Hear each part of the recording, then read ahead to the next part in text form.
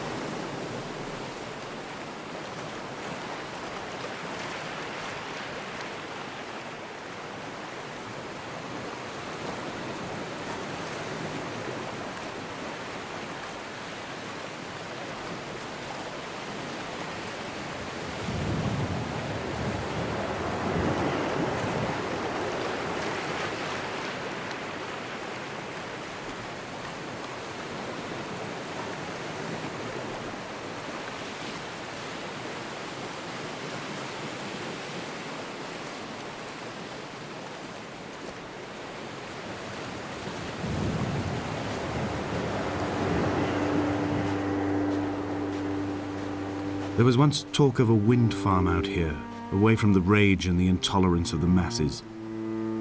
The sea, they said, is too rough for the turbines to stand. They clearly never came here to experience the becalming for themselves. Personally, I would have supported it. Turbines would be a fitting contemporary refuge for a hermit. The revolution and the permanence.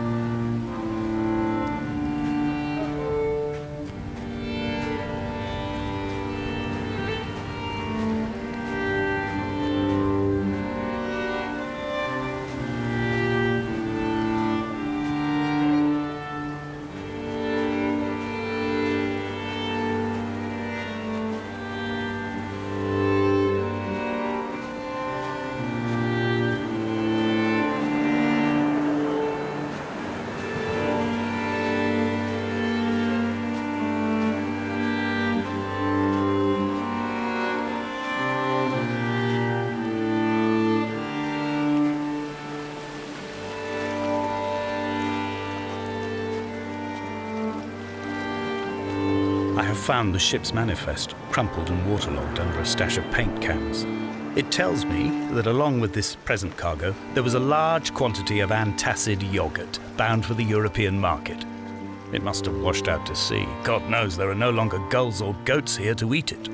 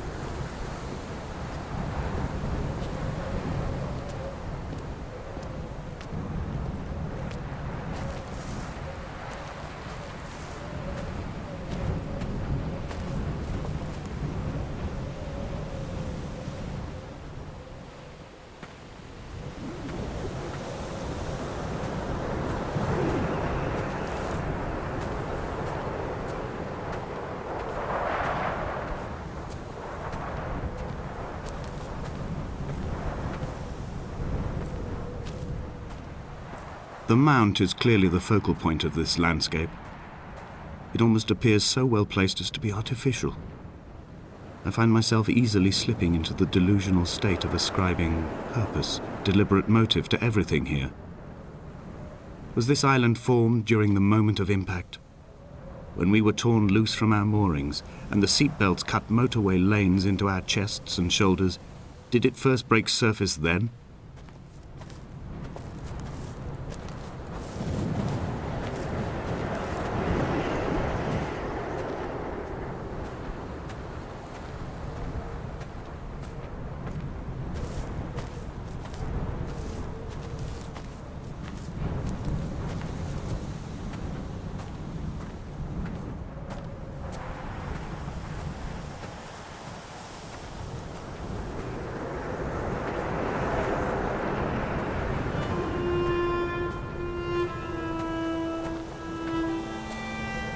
When someone had died or was dying, or was so ill they gave up what little hope they could sacrifice, they cut parallel lines into the cliff, exposing the white chalk beneath. You could see them from the mainland or the fishing boats, and know to send aid or impose a cordon of protection, and wait a generation until whatever pestilence stalked the cliff paths died along with its hosts. My lines are just for this: to keep any would-be rescuers at bay. The infection is not simply of the flesh.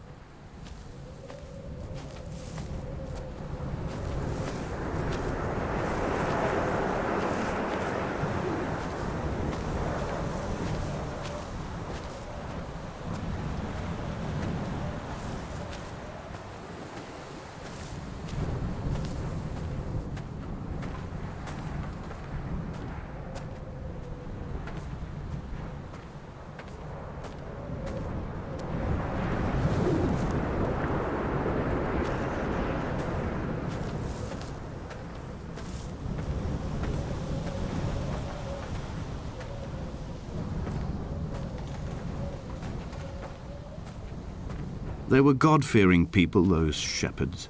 There was no love in the relationship. Donnelly tells me that they had one Bible that was passed around in strict rotation. It was stolen by a visiting monk in 1776, 2 years before the island was abandoned altogether.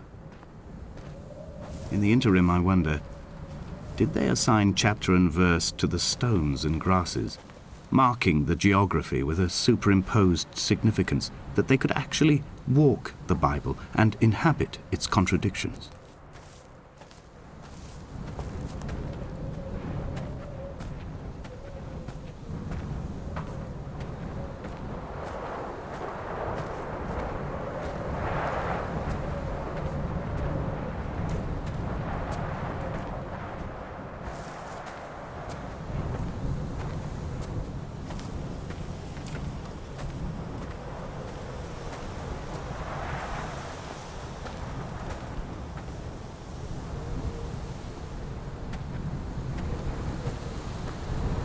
Dear Esther, I met Paul.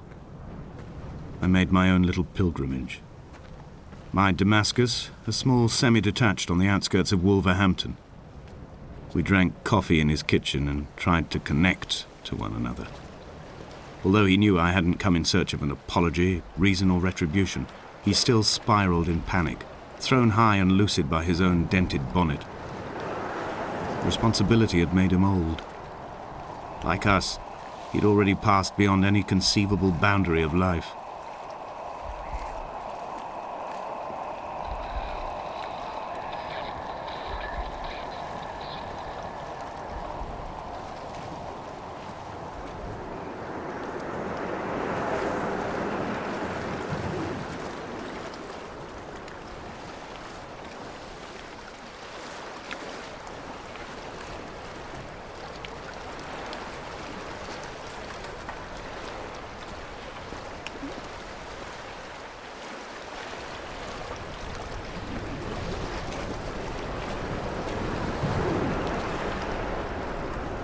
This hermit, this seer, this distant historian of bones and old bread, where did he vanish to? Why, asked the farmers. Why, asked Jacobson. Why bother with your visions at all, if you're just to throw your arms up at the cliff and let it close in behind you and seal you into the belly of the island, a museum shut to all but the most devoted?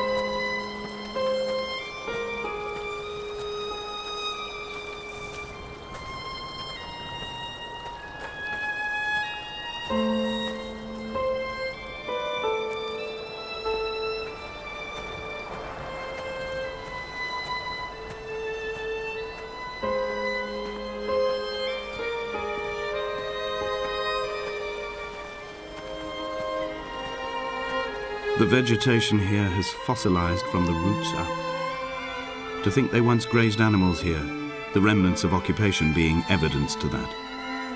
It is all sick to death. The water is too polluted for the fish, the sky is too thin for the birds, and the soil is cut with the bones of hermits and shepherds. I've heard it said that human ashes make great fertilizer, that we could sow a forest from all that is left of your hips and ribcage, with enough left over to thicken the air and repopulate the bay.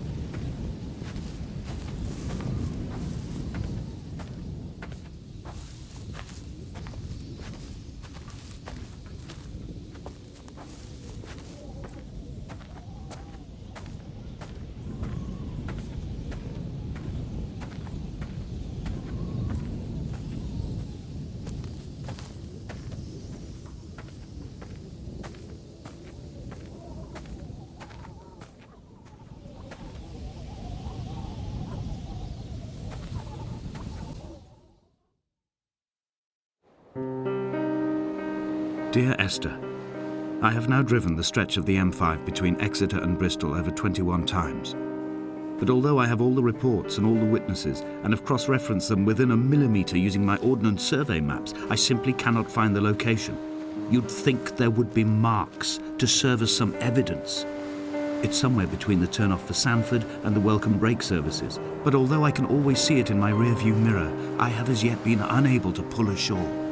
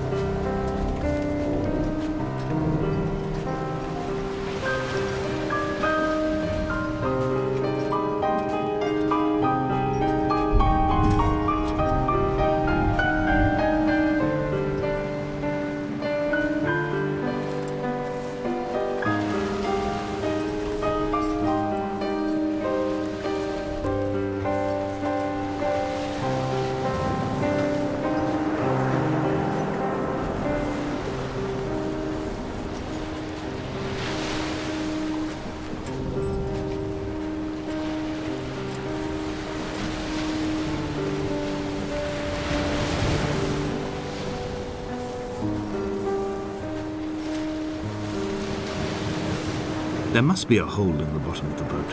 How else could new hermits have arrived?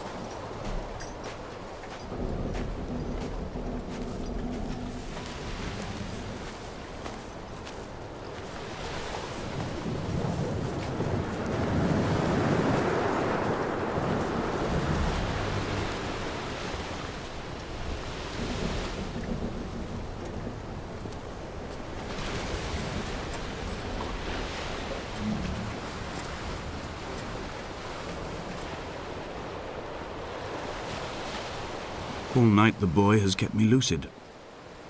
I sat, when I was at the very edge of despair, when I thought I would never unlock the secret of the island, I sat at the edge and I watched the idiot boy blink through the night. He's mute and he is retarded, and he has no thought in his metal head but to blink each wave and each minute aside until the morning comes and renders him blind as well as deaf-mute. In many ways, we have much in common.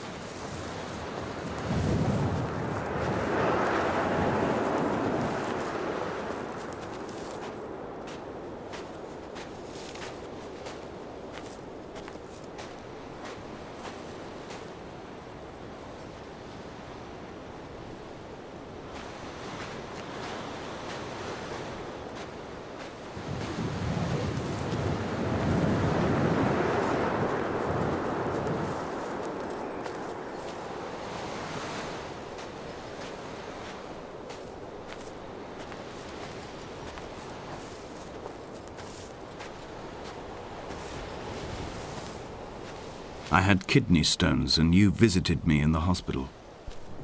After the operation, when I was still half submerged in anesthetic, your outline and your speech both blurred.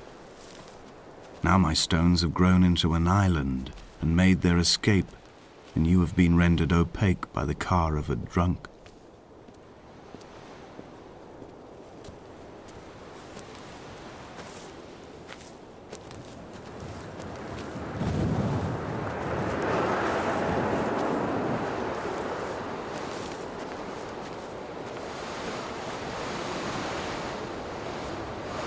What charnel house lies at the foot of this abyss?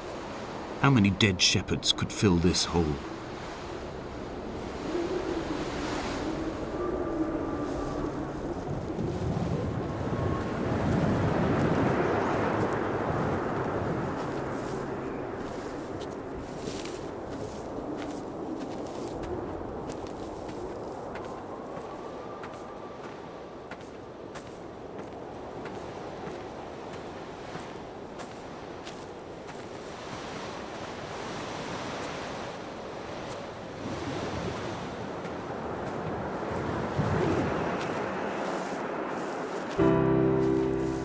I've begun my ascent on the green slope of the western side. I've looked deep into the mountain from the shaft and understood that I must go up and then find the way under. I will stash the last vestiges of my civilization in the stone walls and work deeper from there. I'm drawn by the aerial and the cliff edge. There is some form of rebirth waiting for me there.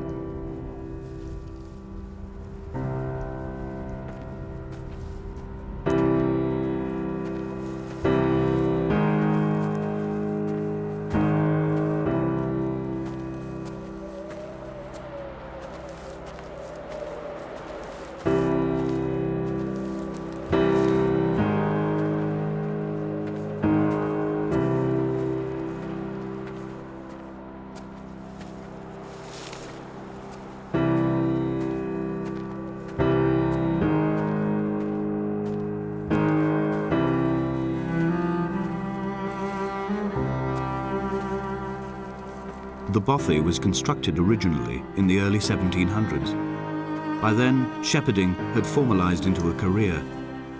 The first habitual shepherd was a man called Jakobsen, from a lineage of migratory Scandinavians. He was not considered a man of breeding by the mainlanders. He came here every summer whilst building the bothy, hoping eventually that becoming a man of property would secure him a wife and a lineage. Donnelly records that it did not work. He caught some disease from his malcontented goats and died 2 years after completing it. There was no one to carve white lines into the cliff for him either.